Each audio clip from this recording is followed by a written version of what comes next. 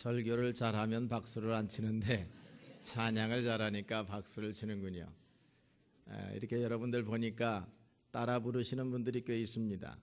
여러분 다 성가대 찬양대 하세요. 따라 부르시는 분들은 우리 찬양대가 자리가 비었습니다. 내가 7자리는 비었네. 선착순 7명, 10명 정도 우리 찬양대가 좀 더 보강이 되었으면 좋겠다 생각합니다. 또 이렇게 둘러보니 마음속에 기도하던 분들이 많이 나왔습니다. 이번 1월 첫 주에 함께 예배를 드릴 수 있어야 하는데 라고 생각했던 사람들이 서너 분 있는데 여러분들 이렇게 나와 주시게 돼서 얼마나 감사한지 하나님의 놀라우신 은혜라 생각합니다. 우리가 처음을 잘해야 하지 않겠습니까? 뭐든지 세상의 일도 처음을 잘해야 하는데 주의 일도 처음 시작을 잘해야 합니다. 오늘 어찌 보면 2015년도 주님 앞에 첫 예배를 드리는 그런 날입니다. 여러분들 오늘 가졌던 이 마음이 2015년도에 계속 지속될 수 있게 되기를 바랍니다. 오늘은 여러분들과 함께 신앙의 기본에 대해서 좀 생각해 보기를 원합니다. 우리는 누구를 도대체 믿고 있는 것인가? 여러분들은 누구를 믿고 계십니까? 하나님을 믿고 또 누구를 믿습니까? 예수님을 믿고 예수님을 믿는다. 나는 지금 예수님을 믿고 있습니다 하면 아멘 한번 해보실래요? 예수님을 믿으십니까? 네. 예수님 믿기가 저는 좀 어려웠습니다. 여러분들은 어땠습니까? 여러분들은 예수님 믿기가 쉬우셨습니까? 예수님 믿기가 어려우셨습니까? 어려웠습니까? 네, 어려운 게 어찌 보면 답일지도 모르겠습니다.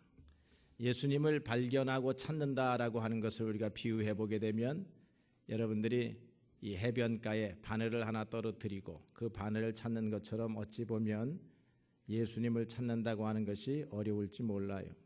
남산 밑에서 김서방을 찾는 것과 같이 예수님 찾기가 어렵습니다. 무슨 말인가 하면 여러분 이렇게 한번 생각을 해보세요. 지금 우주에서 우리 치연교회를 찾아와야 살 길이 열리는 사람이 있습니다. 우주에서.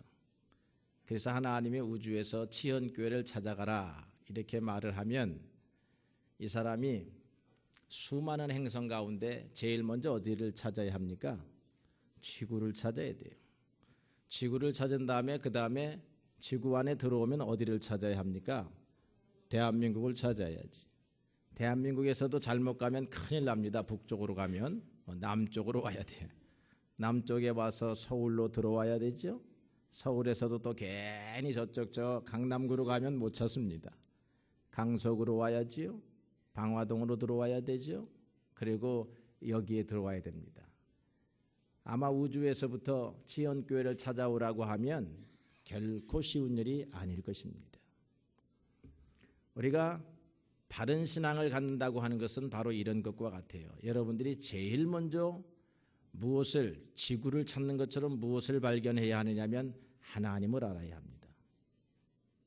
히브리서 11장 6절의 말씀에 하나님 앞에 나아가는 사람은 반드시 그가 계신 것과 자기를 찾는 자들에게 상 주시는 이심을 믿어야 할지니라 했습니다. 여러분들이 하나님을 믿게 되었으니 물론 이 하나님을 믿게 될 때에는 그냥 저절로 된 것이 아니라 여러분들의 심령이 이미 가난해져 있었습니다. 심령이 가난한 자가 복이 있나니 천국이 저들의 것이며 심령이 가난하다 하는 말은 여러분들이 세상에 그 무엇으로 여러분의 삶을 채워도 부족하다는 것입니다. 인간은 근본적으로 무엇인가 부족한 존재입니다. 인간은 근본적으로 무엇인가 잘못되어 있는 존재입니다. 그래서 내가 잘못되어 있는 존재이구나, 부족한 존재이구나 하는 것을 알게 되면 하나님을 찾으러 나오게 되는 것입니다.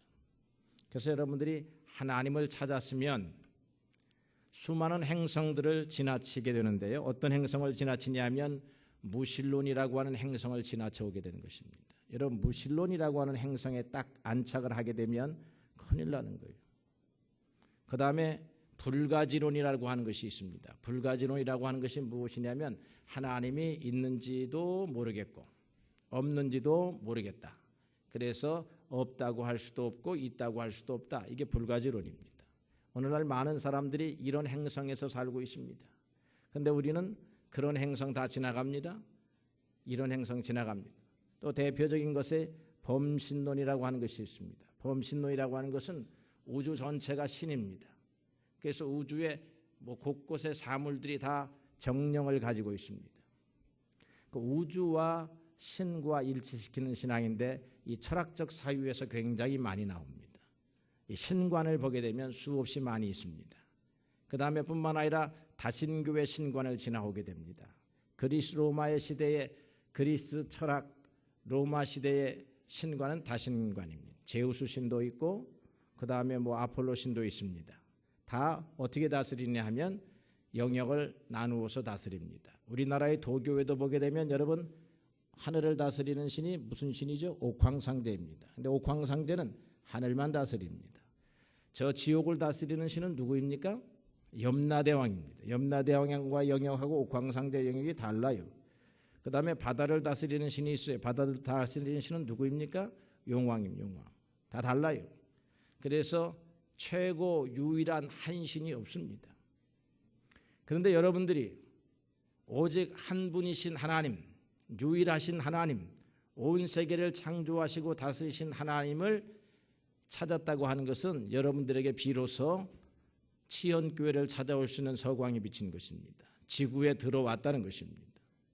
화성에 앉지 아니하고 수성에 앉지 아니하고 금성에 앉지 아니하고 이런 데로 가면 여러분 어떻게 돼요? 전부 다 못 사는 곳에 가는 것입니다. 이런 행성을 다 지나고 나와서 우리가 해야 할 일이 무엇이냐면 하나님을 찾았으니 하나님을 믿어야 합니다. 하나님을 믿는다고 하는 것은 하나님이 하신 일을 믿는 것입니다. 하나님이 하신 일 가운데 첫째가 무엇입니까? 하나님은 천지를 창조하셨습니다. 태초에 하나님께서 천지를 창조하시느니라. 이 천지를 창조했다라고 하는 이 말을 믿는 순간 우리는 인본주의에서 과학 만능주의에서 이성 중심주의에서 벗어나게 되는 것입니다. 그래서 히브리서 11장 3절에 보니까 믿음으로 모든 세계가 하나님의 말씀으로 지어진 줄을 우리가 아나니. 여러분 우리는 이 온 세계 우주 만물이 하나님이 지으셨다라고 하는 사실을 믿음으로 알게 되었습니다. 과학으로 한 것이 아닙니다. 과학은 아직 이 세계가 어떻게 지어졌는지 모르고 있습니다. 과학이 밝힌 것은 아주 최초로 이 지구가 우주가 아무것도 아닌 시대에 있다가 최초로 어떤 기운에 의해서 그냥 가스와 같은 것이 농축되어 있다가 어느 날 대폭발이 일어났는데 그 폭발이 일어남으로 말미암아서 우주의 생명이 태어났다라고 하는 빅뱅 이론을 이야기하는데 그것이 현상적으로는 맞을 수 있습니다. 우리 과학적 논의를 우리가 부정할 수는 없지만 그러나 왜 그런 일이 일어났는지 우리가 설명하지 못하고 있는 것입니다. 그런데 왜 그런 일이 일어났는가 하면 하나님이 세상을 친히 창조하셨기 때문에 그런 일이 일어난 것입니다. 이것을 어떻게 알았습니까? 과학으로 한 것이 아닙니다. 이것을 어떻게 알았습니까? 우리의 지혜로 한 것이 아닙니다. 이것을 하나님 앞에 온 믿음을 가지고 알게 되었다라고 한 것입니다. 하나님께서 하신 일 가운데 인간을 창조하셨습니다. 인간을 창조한 것 하나님이 자기 형상으로 사람을 창조하시되 사람 남자와 여자로 만드셨다 했습니다. 하나님께서 인간을 창조하셨다라고 믿는 순간 우리는 유물론에서 인간은 기계에 지나지 아니하고 물질에 지나지 않는다라고 하는 지배적인 세상의 한 사조로부터 벗어나게 됩니다. 그리고 진화론은 여러 가지 이론이 있지만 한마디로 말하면 인간은 동물에 지나지 않는다고 하는 것입니다. 그러나 우리 인간은 동물 이상의 존재입니다. 우리의 육체는 동물과 같은 속성을 가지고 있지만 우리는 하나님께서 주신 하나님의 형상으로 지음을 받은 동물을 넘어서는 동물 이상의 동물을 초월하는 그러한 인생들이라고 하는 것입니다. 그런 하나님을 우리를 사랑하셨다라고 하는 것을 믿는 순간 우리는 이신론이라고 하는 또 지배적인 사상에서 벗어나게 됩니다. 이신론이라고 하는 것은 하나님이 세상을 창조하시고 인간을 창조하셨지만 하나님으로 말미암아서 온 우주가 생겨나게 되었지만 하나님은 더 이상 이 우주와 인간의 역사에 관여하지 아니하신다라고 하는 생각입니다. 왜냐하면 자연의 법칙을 주었고 인간에게 이 세상을 살아갈 만한 이성과 지혜를 주었기 때문에 하나님이 간섭하지 아니해도 된다는 것이죠. 하나님이 간섭하지 않고는 우리 인간이 이 험한 세상에서 살아갈 수 없다고 믿는 것이 우리의 신앙입니다. 그 하나님께서 우리를 사랑하신 나머지 우리에게 무엇을 보내어 주셨습니까? 우리에게 당신에게 하나밖에 없는 독생자 예수 그리스도를 보내어 주셨습니다. 요한복음 3장 16절에 보니까 하나님이 세상을 이처럼 사랑하사 독생자를 주셨으니 이는 저를 믿는 자마다 멸망치 않고 영생을 얻게 하려 하심이니라. 하나님께서 예수님을 보내셨다라고 믿는 순간 우리는 이슬람의 세계에서 벗어나게 됩니다. 유대교의 세계에서 벗어나게 됩니다. 이슬람의 세계는 마호메트라고 하는 선지자를 중심으로 하는 예언 집단이죠. 유대교는 모세를 최고로 아는 곳입니다. 우리가 예수님을 믿었다라고 하는 것. 그래서 예수님의 제자들이 이렇게 묻습니다. 주님, 우리가 어떻게 하여야 하나님의 일을 할 수가 있겠습니까? 하나님의 일을 하고 싶은 것이 우리들인데 어떻게 하여야 하나님의 일을 할 수 있습니까? 예수님께서 대답하셨습니다. 하나님께서 보내신 자를 믿는 것이 하나님의 일이다. 하나님께서 이 땅을 사랑하셔서 예수님을 보내시는데 그 예수님을 보내시는 일이 하나님이 우리 인간에게 주목하시는 가장 중요한 일, 너희들이 과연 하나님의 일을 하고 있느냐를 이렇게 주목하실 때에 그 증거로 보는 것이 예수님을 믿고 있느냐 하는 것입니다. 여러분, 우리가 예수님을 이렇게 발견한 것입니다. 예수님 앞으로 오기까지 여러분, 무신론, 이신론, 진화론, 유물론, 수많은 세상의 사도들, 사도 바울이 이렇게 설명을 했죠. 너희가 세상의 초등학문의 종로를 하였더니.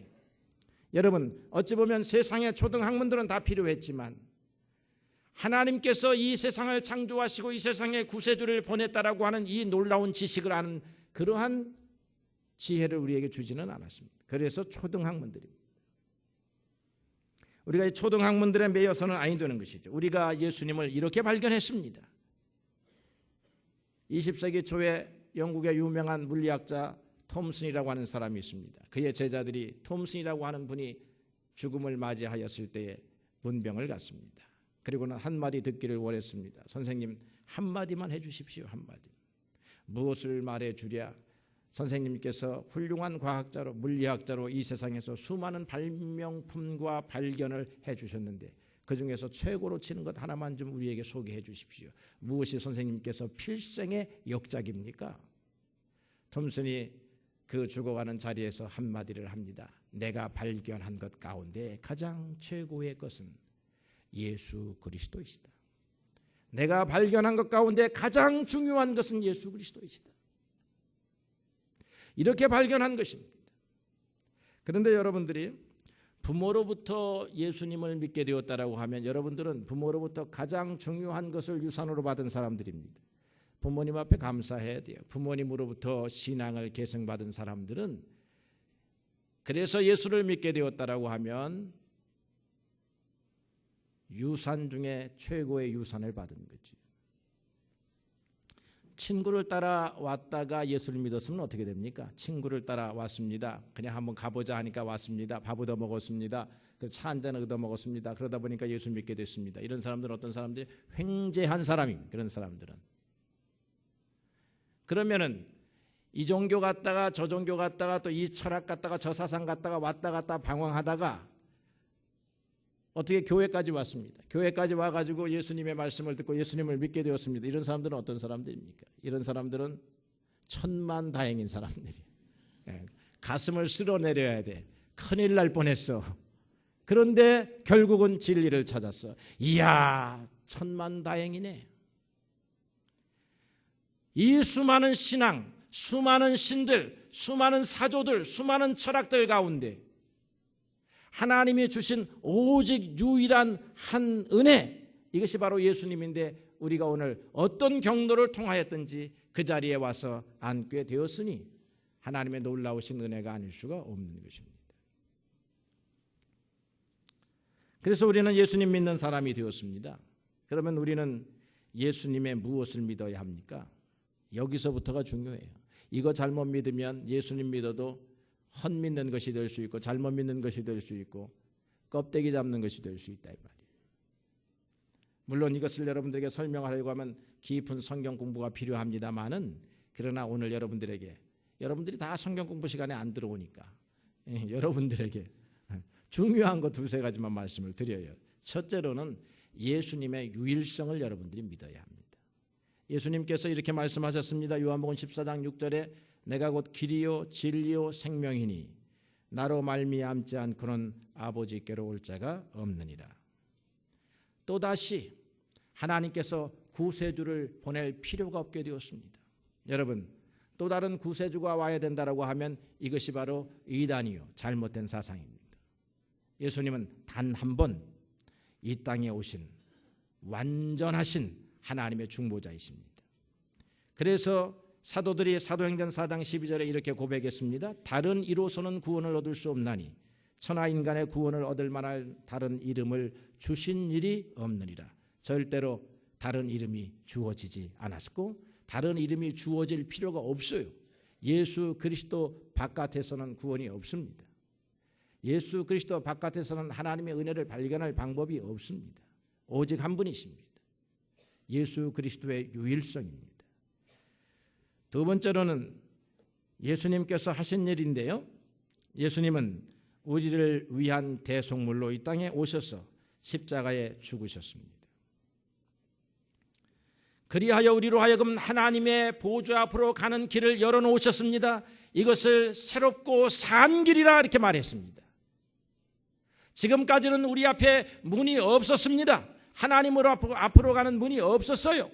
그런데 하나님께서 예수님을 통하여 그 문을 열어놓으셨는데 그 문은 닫히지 않습니다.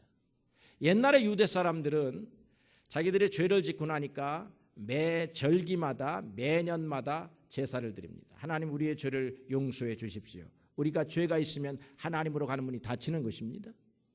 그러니까 이 죄를 용서받아야 그 순간 하나님으로 가는 문이 열립니다. 그러니까 유대교 율법을 따라가게 되면 닫혔다 열렸다 닫혔다 열렸다 하는 거예요. 그러니까 매번 계속 속죄의 제사를 반복해서 드려야 하는 것입니다.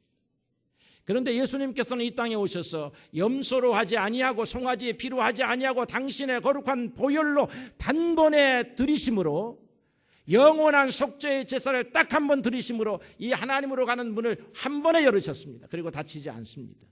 닫히는 것은 우리의 마음이 닫혔을 때 닫히는 거예요. 우리가 그 문을 쳐다보지 아니할 때, 우리가 그 문을 들어가고자 하지 아니할 때 닫혀져 있는 것이지, 우리를 향하신 주님의 문, 하나님의 문은 절대로 닫혀져 있는 게 아니에요. 예수님을 통해 열어놓으신 길이다 이 말이에요.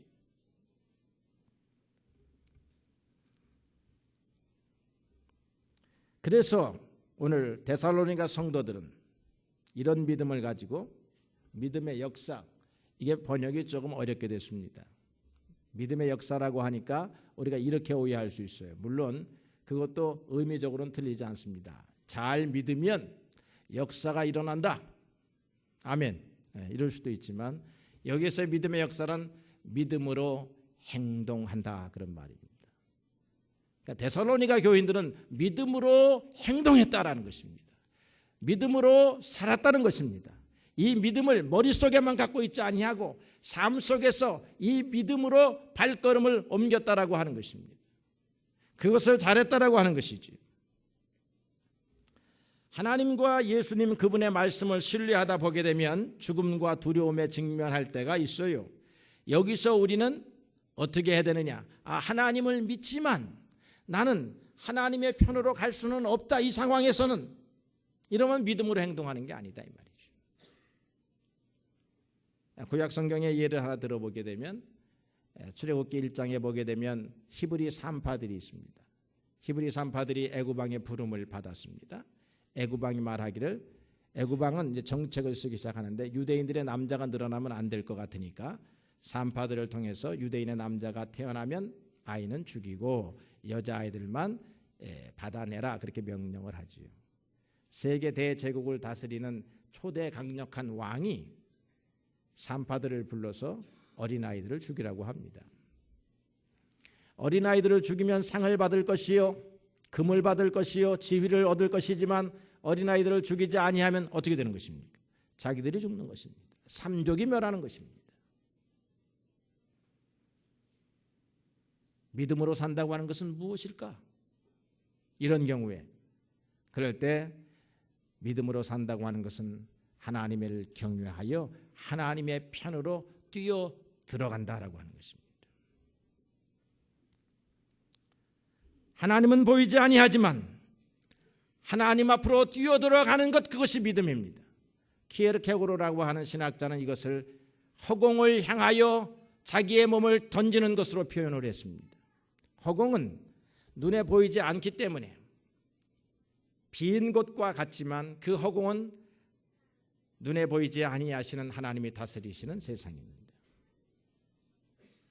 사람은 하나님이 보이지 아니함으로 보이는 사람 앞에 두려워하여 그 사람의 말에 순복해서 믿음을 잃어버릴 수 있지만, 믿음의 사람들은 그럴 때에도 보이지 않는 하나님을 의지하여 허공을 뛰어내리듯이 하나님의 편에 서서 하나님 앞으로 뛰어 들어가는 것, 그것이 신앙이다 이 말이죠. 그러니까 머릿속으로 믿는 것과 생활 속으로 신앙을 실천하는 것은 엄청난 차이가 있습니다.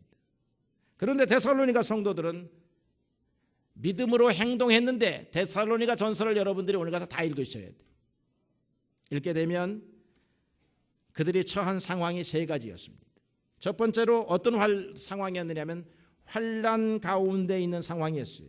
예수 믿으면 붙잡혀가는 상황이라고 하는 것입니다. 예수 믿으면 죽을 수밖에 없는 그런 상황이라고 하는 것입니다. 그럼에도 불구하고 6절에 보니까 환난 가운데서도 기쁨으로 이 믿음을 받아들여 이 신앙을 지켰다라고 하는 것입니다.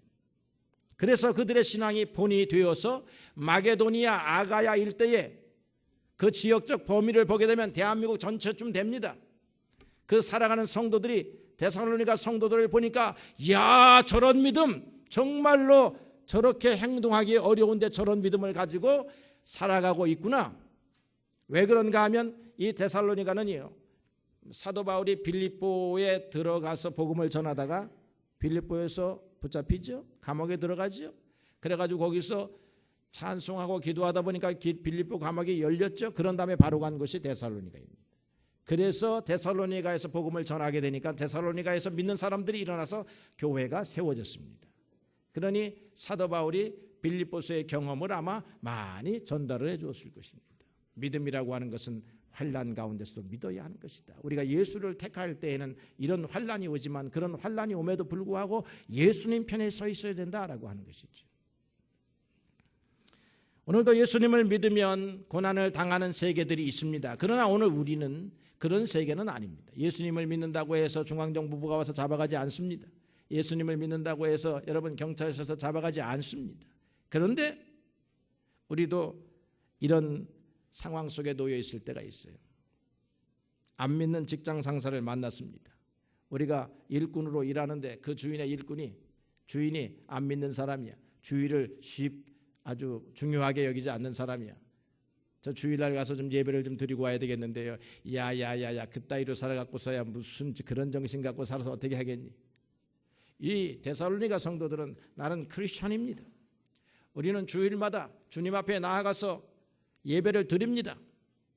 이렇게 자기를 드러내고 믿음을 드러내고 사는데, 죽음 앞에서도 드러내고 사는데, 우리는 조그마한 어려운 일이 있으면 그래 피했다 하자, 쉬었다 하자, 뒤에 있다 하자, 이러고 살 때가 많다 이 말이에요. 처음에 우리가 신앙생활 하러 나오게 되면 가족들로부터 이렇게 질시를 받을 때가 있어요. 아니 우리는 다 유교를 믿었는데, 우리는 다 불교를 믿었는데 너 혼자 왜 예수 믿으러 가니? 막 이러다 보면 이게 믿음의 생활이라는 게 어렵다 이 말이에요. 그러다 보니까 주저앉는다 이 말이죠. 그러니까 믿음이라고 하는 것은 결단이 필요한 것입니다. 그런데 주님을 알지 못할 때는 결단이라고 하는 것이 어렵지만, 우리가 주님을 알았다고 하면 앞으로 여러분들은 예수님을 믿는 사람들이니까 여러분들의 신앙을 방해하려고 하는 크고 작은 수많은 문제 앞에서 여러분들은 나는 크리스찬이므로 나는 주님을 섬기는 일이 제일 중요한 사람이다, 이렇게 살아가야 된다 이 말이에요. 이게 믿음의 행동이라는 것입니다. 그 다음에 두 번째로는 그들은 거짓 교사들의 유혹과 거짓 교사들의 비난을 받았습니다. 2장 14절에 보니까, 데살로니가전서 2장 14절에 보니까 바울이 이렇게 말합니다. 우리들이 유대인들에게 고난을 받은 것 같이 너희도 너희 사람들에게서 고난을 받고 있다. 그럼에도 믿음을 잘 지켰다. 이렇게 말하고 있죠. 이게 무슨 말이냐면 유대인으로서 예수님을 믿으니까 너희가 어찌하여 모세의 율법을 폐하고자 하느냐, 이런 비난을 많이 들었습니다. 그럴 때에도 이 사도 바울은 그런 비난 앞에서 베드로를 비롯해서 많은 유대계 사도들이 움츠렸는데요, 사도 바울은 그래도 오직 십자가의 복음, 우리가 매지 못하는 멍에를 왜 이방인들에게 매게 하느냐 하고서는 모든 규정과 율법을 철폐하고 오직 십자가의 복음만 전했거든요. 전하니까 그들이 말하기를 율법도 필요한 것이다 라고 말하는 것이죠. 그런데 사도 바울은 이런 심정이었습니다. 태양이 떴는데 무슨 촛불이 필요하냐. 여러분, 태양이 떴으면 촛불이 필요합니까? 장식용으로는 필요할 수 있지만 효과적으로는 필요 없는 거예요. 예수는 태양이시다 이 말이죠. 그러면 이 이방인들을, 이 데살로니가 사람들, 이방인들은 어떤 비난을 받았느냐 하면, 야, 우리는 소크라테스의 후예들이야. 우리는 스콜라 철학의 후예들이야. 우리는 제우스 신을 섬기고 아폴로 신을 섬기는 그런 사람들이야. 무슨 예수 저 유대 지역에서 있는 그런 신을 섬기려고 하느냐, 이런 소리를 들었다 이 말이죠. 그리고 행복을 찾는 것이 그런 데 있지 않는 거야. 십자가에 달린 예수라고 하는 사람이, 그렇게 불행하게 죽은 사람이 어떻게 너희들에게 행복을 주느냐. 우리는 이 땅에서 행복을 찾아가야 하는 사람들이야.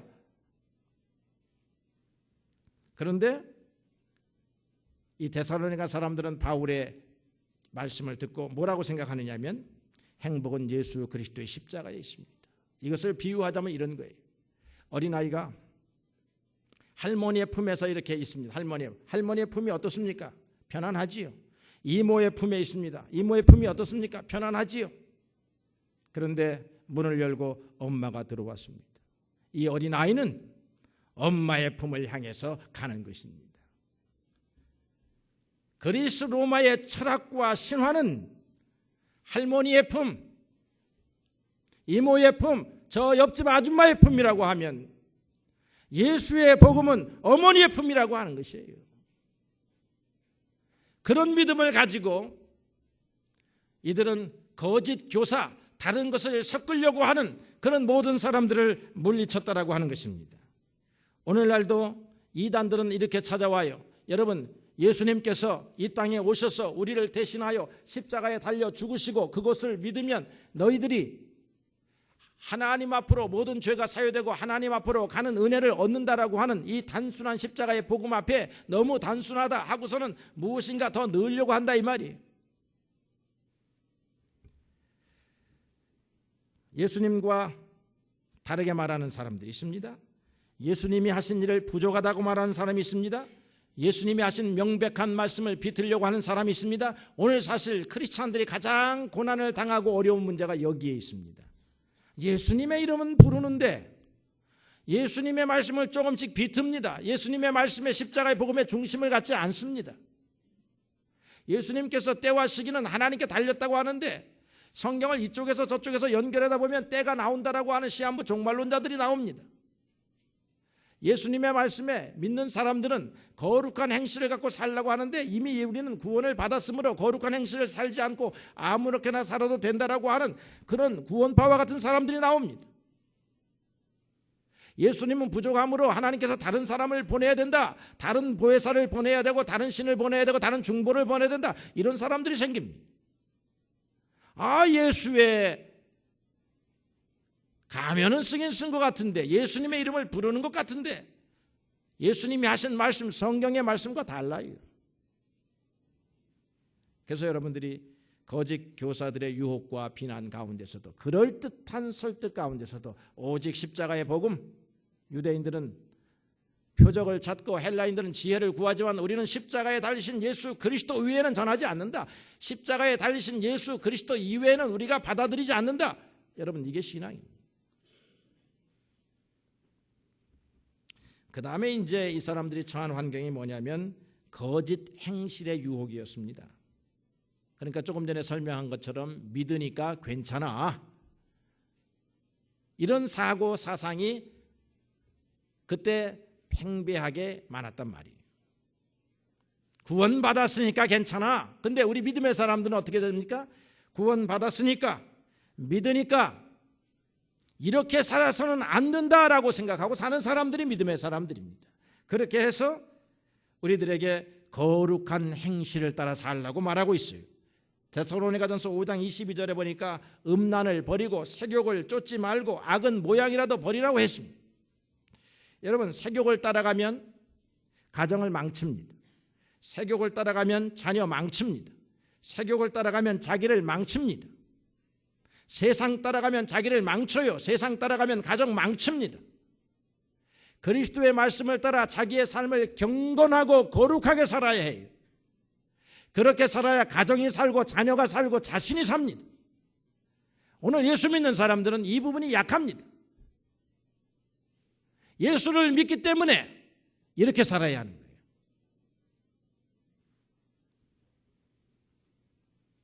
요셉은 하나님 앞에서 이렇게 살았지 않았습니까? 요셉은 노예 중에 하나였습니다. 보디발의 아내의 말을 듣지 아니하면 그날로 목숨을 아낄 수 있는, 빼앗길 수 있는 그런 상황입니다.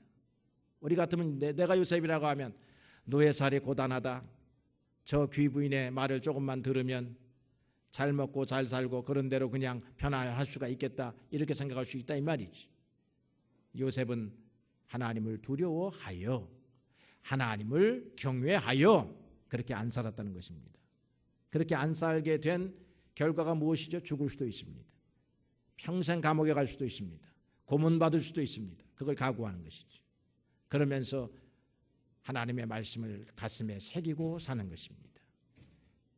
데살로니가 성도들은 환난 가운데서도 예수님을 믿었습니다. 거짓 교사들의 유혹과 비난, 그리고 그들의 달콤한 설득에도 오직 십자가의 복음을 지켰습니다. 그리고 믿으니까 괜찮다라고 하는 수많은 세상의 방탕한 방종한 사람들과 말을 귀그리지 아니하고 우리는 예수님을 믿으니까 이렇게 살아서는 안 되고 삶의 변화, 혁신적인 삶, 새로운 삶, 거룩한 삶, 정결한 삶을 살아가야 한다라고 생각을 했습니다. 이게 믿음의 행동입니다. 믿음으로 산다라고 하는 것은 이런 것들을 포함하는 것입니다. 하나님의 편에 선다고 하는 것은 이것을 포함하는 것입니다. 사랑하는 성도 여러분, 우리 지현교회가, 여러분들이 이 예수님을 믿는 믿음에서 굳건하게 서야 되겠습니다. 확실하게 서야 되겠습니다. 그리고 하나님의 말씀을 날마다 연구하고 묵상하고 그 말씀을 따라가야 되겠습니다. 그러면 이 말씀이 여러분들에게 응하게 될 줄로 믿습니다. 내 믿음이 크도다, 내 소원대로 되리라. 여러분, 소원을 주님 앞에 먼저 아뢰지 말고, 이거 여러분 소원부터 보면 안 돼. 소원부터 보면, 소원을 먼저 보면 이게 안 돼. 믿음부터 봐야 돼요. 소원은 잃어버려도 괜찮습니다. 믿음이 크면 주님이 여러분들이 소원하지 아니해도 필요한 것들을 공급하시지만, 여러분들이 믿음이 없으면 아무리 소원을 빌어도 하나도 공급 안 하실지 모른다 이 말이에요. 이런 믿음은 단순하게 주여 주님 주시옵소서가 아니라 내 삶의 전부를 하나님의 편에 서서 하나님의 뜻에 따라 움직이는 삶의 전 행위를 믿음이라고 하는 것입니다. 이런 믿음을 가지면 우리 성도들이 서로 사랑하게 되겠지요. 이런 믿음을 가지면 성도들이 서로 섬기게 되겠지요. 이런 믿음을 가지면 성도들이 서로가 서로를 높여주게 되겠지요. 여러분 사이에서 나는 모든 분란들은 믿음의 행위가 아닐 때가 많습니다. 성도 여러분, 믿음의 행위를 합시다. 믿음의 삶을 삽시다. 주님의 놀라우신 은혜가 사랑하는 성도들과 함께 하기를 축원합니다.